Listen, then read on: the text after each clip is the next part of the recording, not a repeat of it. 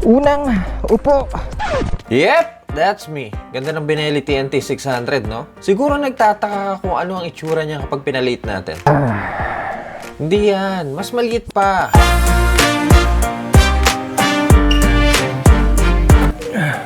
Boys and girls, ito po ang 2022 Benelli TNT 135.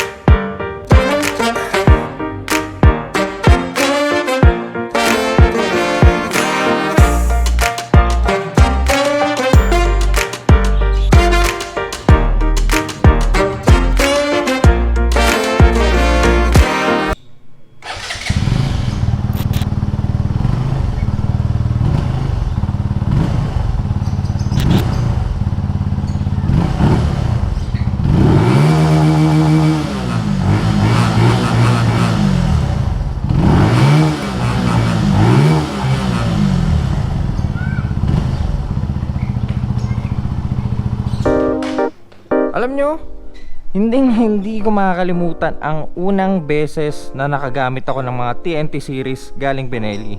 Alam nyo kung bakit? Kasi TNT 600 ang unang napiga ko sa mga TNT lineup. Bardago lang itsura at mala sweet child of mine ang tunog na may inline 4 engine. Ang sarap sa ears! Pagkatapos no, nakahawak din tayo ng 302S na may magandang tunog kahit 2-cylinder. At ngayon, nasa harapan nyo ang mini/pocket bike galing Italian Chinese manufacturer. Ano kaya magiging itsura natin mamaya dito, no? Pero bago ang lahat, sa specs muna tayo. Sinalpakan nila to ng 135cc displacement, all-cooled 4-stroke, 4 valves, fuel-injected, single-cylinder, single overhead cam, 5-speed tranny, which is by the way sobrang okay para sa 135cc, na may 13 horsepower at 9,500 RPM and have a maximum torque of 10.8 Newton meters at 7,000 RPM. Fuel tank capacity is 7.2 liters. Curb weight is 121 kilograms at mabibili nyo po ang 2022 TNT 135 sa halagang 93,800 pesos. Guys, we all know Benelli Chinese manufacturer yan, pero hindi mo talaga maipagkakaila, nandun talaga yung touch ng Italian niya pagdating sa design. Ang daming kanto. I think mabibili nyo din to in black, mayroon din silang pula, at syempre itong white na nasa harapan nyo ngayon. Itong design niya para sa akin ang isa sa mga strength ng TNT 135. Nahuli niya yung sweet spot ko dito sa trellis frame eh. Sa front end, naka LED lights na kayo. Alam niyo yung mukha niya, parang mata ng gagamba eh, no? May 4 na LED light kayo dito sa taas, and kapag pinindot naman natin yung high, ganito po ang magiging itsura niya. Iilaw yung bunganga. Gusto ko yung nilagyan nila ng Benelli logo to eh, para kahit papano hindi patay yung design niya. Naka LED na rin ang turning lights nyo. Itong turning light niya, una kong nakita to medyo mahaba to, pero ngayon medyo iniklian na nila para hindi awkward tignan. 2 pieces seat, hindi lang po halata kasi pantay yung pillion seat tsaka yung main seat nyo. Itong pagkaka-upholstery na ginamit sa kanya, ito yung madulas eh. Samahan mo pa ng matinding exhaust. Naging proportion yung itsura ng muffler niya sa tail end ng bike eh. Tapos sabay mo pa ng ganitong klaseng taillight. Kung mapapansin nyo itong blinkers niya, sinalpak nila to sa body ng motor, hindi katulad ng mga ibang motor na nakalawit yung signal light. Parang sport bike yung likod eh, di ba? Pailawin natin yung likod, tingnan natin kung itsura.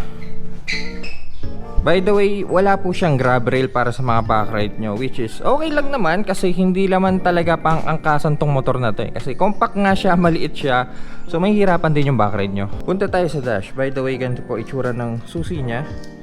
Swiss keep po ata ang tawag dito, pero ang cool, di ba? Sa dash niya, ginamitan nila ng analog tachometer sa kaliwa, at sa kanan naman, ginamitan nila ng digital display, at dito makikita natin yung speedometer.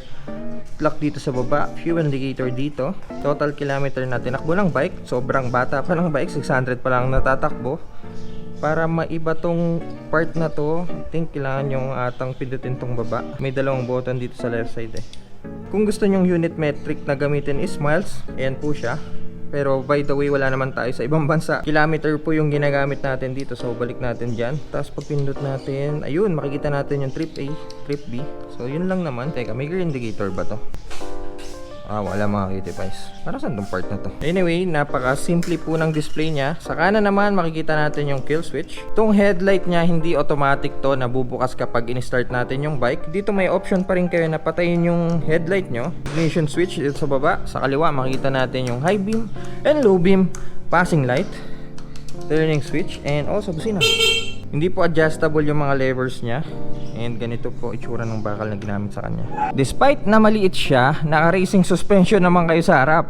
41mm inverted fork. Braking setup natin, naka single disc tayo with 2 piston calipers. Ito po itsura ng caliper niya. May ABS ba to? Wala po siyang ABS mga cutie pies. Single cylinder syempre. And hindi po to liquid cooled, kaya wala po siyang coolant mga cutie pies. Oil cooled ang cooling system na ginawa nila dito. Tingnan nyo yung piping ng exhaust nito Ito yung headers, papunta dito. Ayan, ito ata yung bread box nya. Then, meron pang piping doon para palagay nila dito yung exhaust, diba? Basta talaga European ang nag-design, mahilig sa mga komplikado, no? By the way, dito nyo po pwedeng makita yung langis nyo. Naka monoshock suspension kayo sa likod, pero adjustable to. Kailangan nyo lang ng extra tools para ma-adjust yung preload nya. Pero isipin mo 135cc lang to, pero ganito yung suspensions na nilagay sa kanya, diba? Braking natin sa likod, gumagamit ng 190mm single disc with single piston calipers. At dahil pocket bike to, sinalpakan nila ng maliit na gulong. 12 inches wheels na may stock tire na Cordial 130/70 dito sa likod at 120/70 naman sa harap. So mataba-taba yung mga gulong nyo. Maliit nga lang. Kung napapansin nyo, wala pong fender yung tail end nya. Yan ay dahil sinalpak nila yung fender kasabay ng swing arm, so parang naging mudguard yung itsura nung fender niya sa likod. Pocket bike siya pero parang masyadong maraming nangyayari sa kanya. Alam niyo yun? Buksan natin kung anong meron sa ilalim ng upuan. Ito po ang susian niya. Twist lang natin pa kanan. Then angat lang natin. Itong main seat. Para mabuksan tong pillion seat, kailangan nyo pang tanggalin yung bolts dito na hindi na natin gagawin kasi halos wala din naman tayong makikita dyan. So ganito po ang itsura ng ilalim ng upuan niya. Battery dito nyo po makikita and wala po kayong mailalagay. Mga tools niya, mukhang wala siyang lagay ng tools pero siguro hindi lang natin makita sa ngayon. Sa mga TNT 135 users, let me know in the comment section kung saan ba nakalagay yung mga tools nito. I guess yun lang para sa familiarization dito sa bike na to.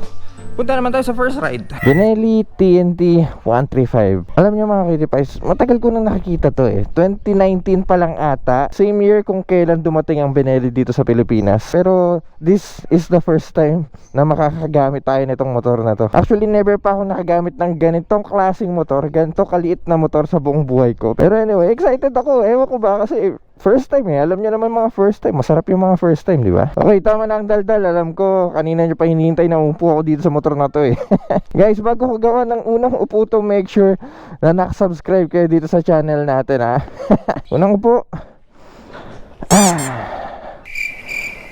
Ang liit. So the seat height is 790mm. I'm 6 foot tall, 85 kilos. At ganito po ang itsura ko sa motor na to. Napakahaba po ng legs ko. Sobrang bend po siya. Pero hindi siya ganun kababa actually.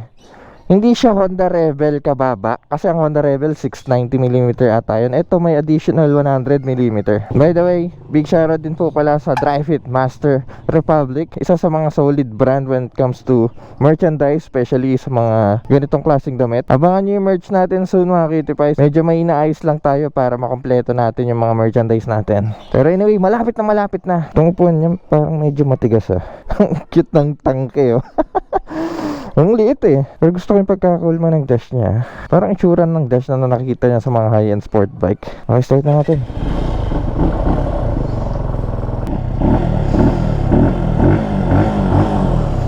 Okay, bilis pumitik ng RPM niya Para saan tong space dito? Wala namang gear indicator to. Meron bang side stand kill switch to? Naka first gear tayo wala po siyang features na ganun. Side mirror, ayusin lang natin. Anything else to remember? Wala naman mga ibang features tong motor na to. Okay, first ride na tayo mga cutie pies. Woo!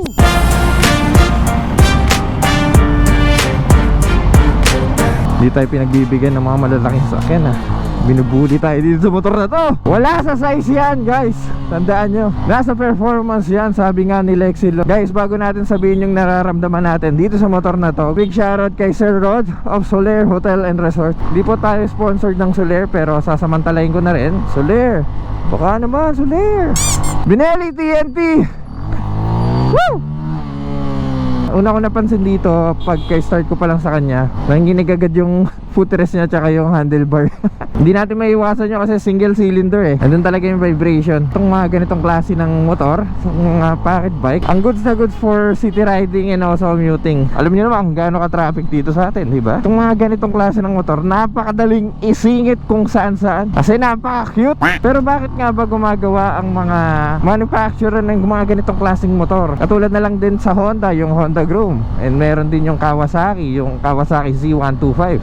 Yung dalawang motor na yon wala po sa Pilipinas. Though dati kasi meron dito yung Z125, ewan ko pinake out yun eh, pero may bagong Z125, hindi ko lang sure kung lalabas dito sa atin. Bale, itong mga ganitong klaseng motor, target market nito yung mga beginner rider talaga eh. Yung mga gustong matutong mag-clutch, mga nagsisimula pa lang sa pagmumotor, kasi nga maliit and madaling idaan kung saan-saan. Saka madali nyo din maapak yung pao nyo sa sahig. And hindi lang mga beginner target nito eh. May mga experienced rider din na mahilig sa mga ganitong klase ng motor. Yung mga klase ng tao na kapag walang pasok sa trabaho, gusto nilang mag-ride ng payapa, hindi masyadong yuko, hindi masyadong malaki, hindi masyadong mabigat. Kaya marami ring mga riders ang may gusto ng ganitong klaseng motor. Okay, ergonomics, napaka-lipis po ng upuan niya. Saktong-sakto lang sa puwet natin. Actually, binabawi ko yung sinabi ko na medyo madulas yung pagka-upholstery nung upuan niya.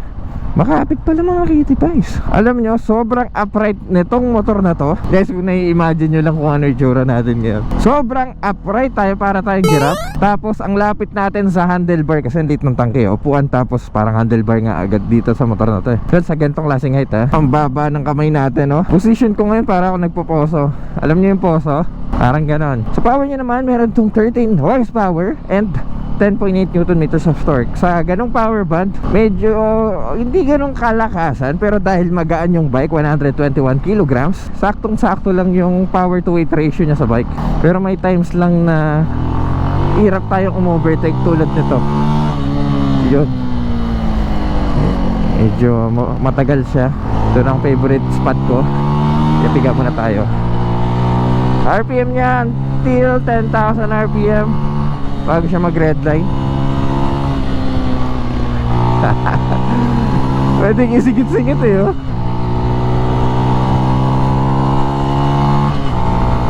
Woo! Alam niyo, responsive yung bike eh. Okay yung throttle response niya, okay din yung power niya. And 5-speed pa ito mga kidipais. Most likely kasi yung mga Japanese manufacturer, yung mga ganitong displacement 4-speed lang yung nalalagay nila eh. Pero dito naka 5-speed na kayo. Okay, siguro matataas speed natin tong motor na to kasi hindi naman din ganun kabilisan to. Oh, come on. Kaya niya mag 105 104, yan, 105. Top speed is 105 mga kidipais. Guys, yung gaan niya hindi Honda Wave na gaan ha, kasi ang Honda Wave 100 kilograms lang ata yan. Ito napansin ko habang inuusot ko siya sa garahe, medyo mabigat pa rin siya. Gawa lang din siguro ng gulong. Malaki kasi yung gulong nito, I mean malapad pala, pero may kaliitan. May times nga lang din na dumudulas yung gulong natin kapag galing tayo sa higher RPM tapos biglang downshift tayo. Ayan o, ayun. Safety features, wala po tong ABS, wala rin po atang sleeper clutch, pero ang lambot ng clutch ha. And wala rin pong side stand kill switch. So raw bike na raw bike tong motor na to. Ito mga kitipes oh, medyo masikip to pero parang laruan lang na sinisingit-singit natin sa kalsada. Speaking of design, ito talaga ang selling point dito sa motor na to, the design. Napaka-European ang pagkakulma nitong TNT 135. Napakaraming kanto, especially yung likod. Napaka-aggressive, napaka-sharp, napaka-sporty. Parang MV Agusta style yung likod nito eh. Pero to tell you honestly, yung design niya, parang ang daming nangyayari Parang napaka-komplikado tignan. Though maganda siya, pero parang ang daming nangyayari para sa isang pocket bike. Braking power niya as of now, okay naman. Wala siyang ABS, pero sa ganitong klaseng displacement and power band, parang hindi na natin kailangan ng ABS. So cooling system niya, gumagamit ito ng oil cooled. Hindi po siya liquid cooled, wala po siyang coolant, pero okay na rin yon. At least hindi niya na kailangan i-check pa yung coolant niya kung bumaba ba. Clutchless shifting nga tayo dito sa motor to. Yan o. Hindi lang ako ganun kakumpiyansa sa downshift clutchless shifting niya kasi baka mag-skid yung gulong natin. Nag-i-skid siya pag nag-downshift tayo sa high RPM eh. Sana lang nilagyan nila to ng gear indicator, no? Okay, pag-usapan naman natin yung presyo niya. 93,800 pesos. Dati kasi nung nakikita-kita ko to, 88,800 pa lang ata yung presyo niya. Para sa ganang presyo ba, sulit na ba ang ganitong motor? Well, depende sa inyo yun eh. Sa ganong price point kasi, majority ng mga tao or majority ng mga rider mas pipiliin na yung medyo malalaking motor eh. Kasi sa ganong price point, medyo naka big bike wheels ka na, tulad ng Suzuki Gixxer, Kawasaki Razr, mga ganong motor. Pero kung ikaw yung tipo ng tao na nagsisimula pa lang and balak mag-upgrade soon, gustong matutong mag-clutch, eto na yung motor na para sa'yo eh. Bagay na bagay sa ito kasi ang daling ilapat ng paa. Parang laruan lang tong motor na to. Napakadaling gamitin. Fuel consumption po ni TNT 135 is 50 km per liter. Sobrang tipid. Okay na okay talaga kung gagawin yung workhorse tong motor na to.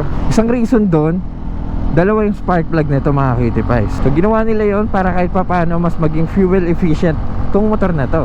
Ayos, di ba? Opya. Anak ng toko talaga.